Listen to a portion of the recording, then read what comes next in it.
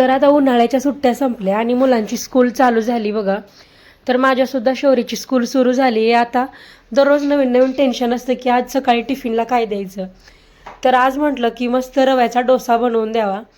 तर आज मी रव्याचा स्पंज डोसा बनवून दिला होता बघा. त्यासाठी काय केलं, 0 नंबरचा बारीक रवा, मी 2 वाटी रवा घेतला, त्यासोबत 1 वाटी दही घातलं आणि थोडंसं पाणी टाकून त्याचं छान असं बॅटर बनवून घेतलं.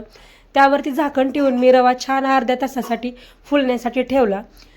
तोपर्यंत इथं मी 3 मोठ्या आकाराचे बटाटे उकडून घेतले होते. त्या बटाट्याची मी भाजी बनवली, अगदी सिंपल भाजी बनवली. काय केलं, कढईमध्ये तेल टाकलं, थोडेसे जिरे, मोहरी, कढीपत्ता टाकला, आलं लसणाची पेस्ट घातली, त्यासोबत 1 मोठ्या आकाराचा कांदा बारीक कट करून घेतला होता तो घातला. कांदा छान फ्राय केला. त्यासोबत 2 हिरवी मिरची, तीसुद्धा बारीक कट करून घेतली होती, तीसुद्धा छान फ्राय केली. त्यानंतर हळद घातली आणि उकडलेला बटाटा घातला. चवीपुरतं मीठ टाकलं आणि त्यावरती झाकण ठेवून अगदी 2 मिनिटासाठी भाजी छान वाफवून घेतली. त्यानंतर डोशाच्या बॅटरमध्ये मी चवीपुरतं मीठ आणि अगदी चिमूटभर सोडा घातला.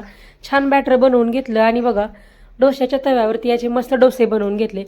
आज मी मस्त स्पंज डोसे बनवलेले होते बघा आणि मस्त मऊसूत डोसे तयार झालेले आहेत. तर असा आहे आजचा शौर्यचा टिफिन आणि त्यासोबतच आमचा सकाळचा नाश्तासुद्धा. चला आता पटकन सबस्क्राईब करून घ्या.